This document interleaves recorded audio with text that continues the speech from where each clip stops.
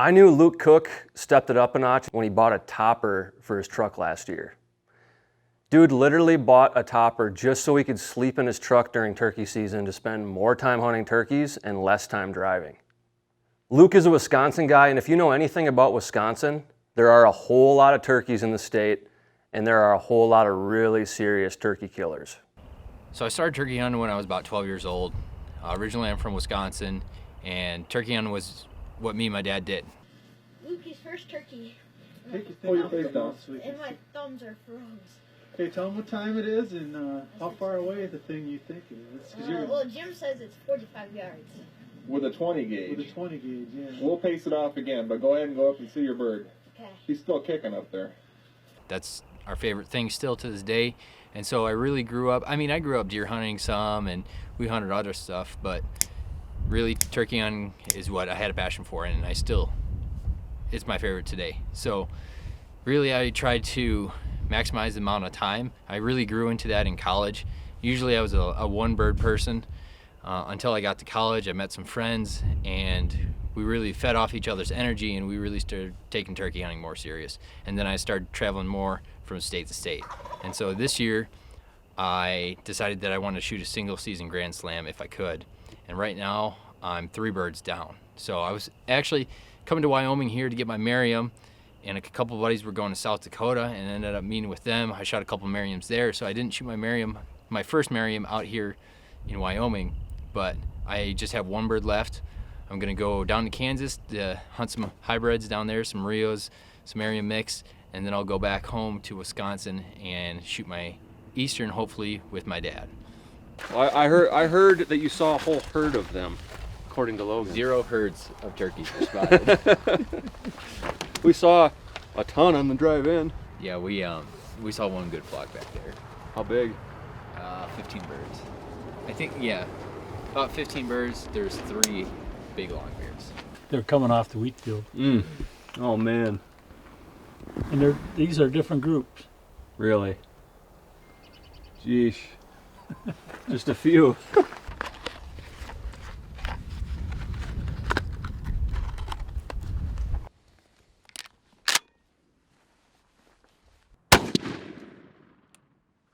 yeah. That's how they're supposed to look. I would say that is on. Pattern density looks good. High-low looks good from what we can see right there. That's right where we want to be. Nasty. Bam. Yeah. That's good. I can fit 2 of these and the strutter in my pack with a 1/5 of the space and a 20th of the weight of pretty much any other rubber. Okay, do a little show and tell for me. Pop it out. So what we've got here, it's the XD series from Montana. Montana classically made only 2D decoys that were just flat, but they put these bad boys out, and it brings a whole new level of realism, but they've still got the same packability. They're compact, they're easy to set up, and they don't weigh anything. So I'm used to hauling traditional decoys around. I don't have to anymore, especially out in this big country where we're covering a lot of ground and burning up some miles. It can be a real pain to carry big decoys, but with these, they just pop right out. There's a spring inside of them, so that's what allows them to get compact. And the heads are actually bendable so that you can put it in any posture you want. You could do a feeding hen, a looker hen, a breeding hen, and even with the breeding hen, yeah, you can get it when it's down, you can actually pop the tail up a little bit.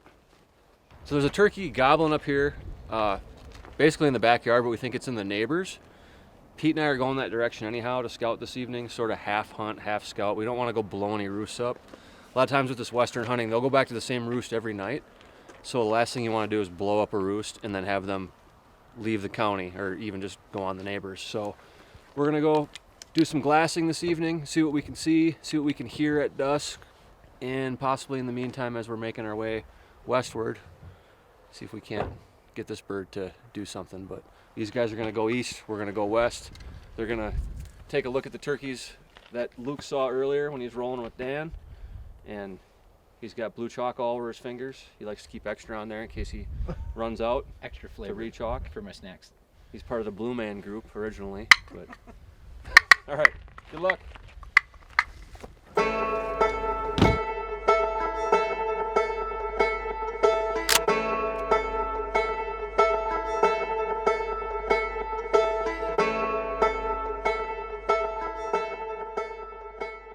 So we just got back to the truck here. We roosted 2 birds, we think, tonight, pretty close to where we set up before we moved, and we heard them slip in there right at last light here. So we think that's a good option in the morning. We're going to try to get above them in a little bit of elevation and get on the other side of the pasture. It's not very wide, so we think we can yelp them across there.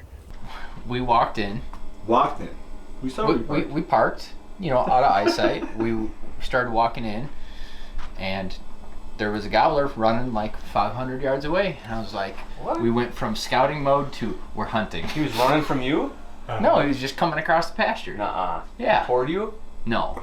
Like away, we were walking away down. like straight east, and like 500 yards away, I see this speck going like this, and I get up my binoculars and I see this flopping on his chest. So even and though you guys were on the ridge where they are known to roost, you saw one gobbler and you immediately switched from scouting mode to kill mode. Is that what I'm hearing? No. That's I went. We had seen a flock earlier in the day, and I saw a lone gobbler at 4:30 in the afternoon, and I immediately went in for the kill if I could. And? You just vaporized?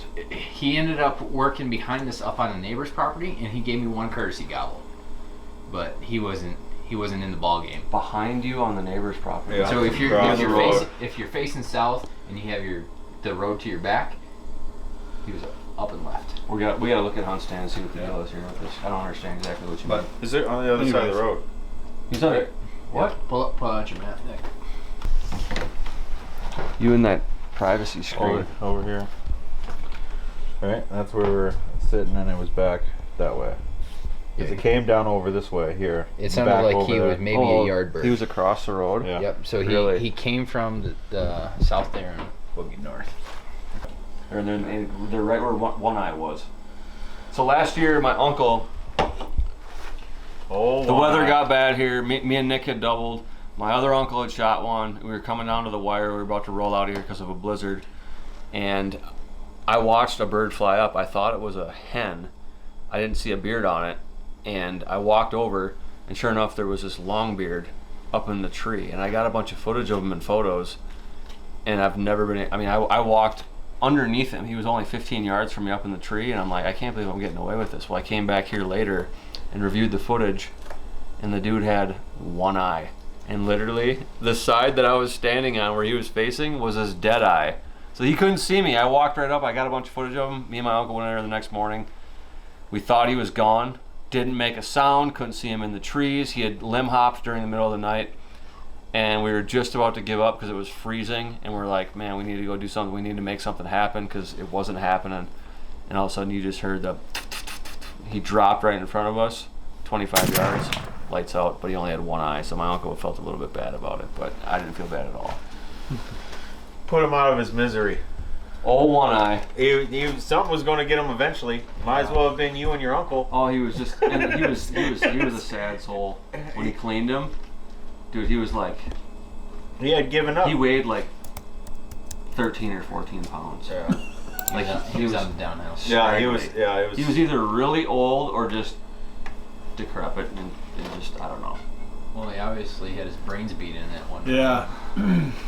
I'm sure he got spurred in the eye, most likely. Pecked or anything.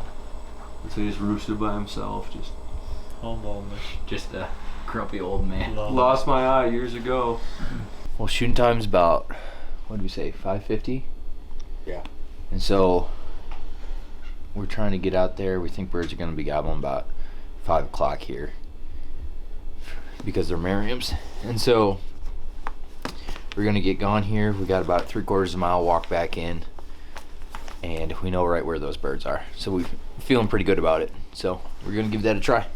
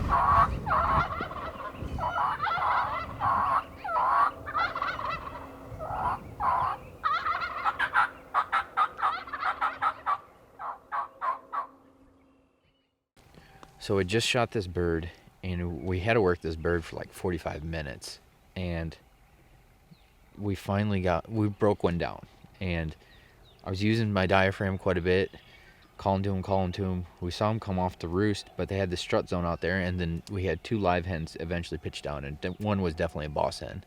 And so working them, they were kind of losing interest, kind of drifting off, and then I brought in that high-pitched pot call, and that really did the trick. Like, they started double, triple gobbling, got really excited, and that lead tom actually broke off from the 2 hens and the other 2 strutters and came all the way in, and he died not 12 yards from us. So worked out perfect.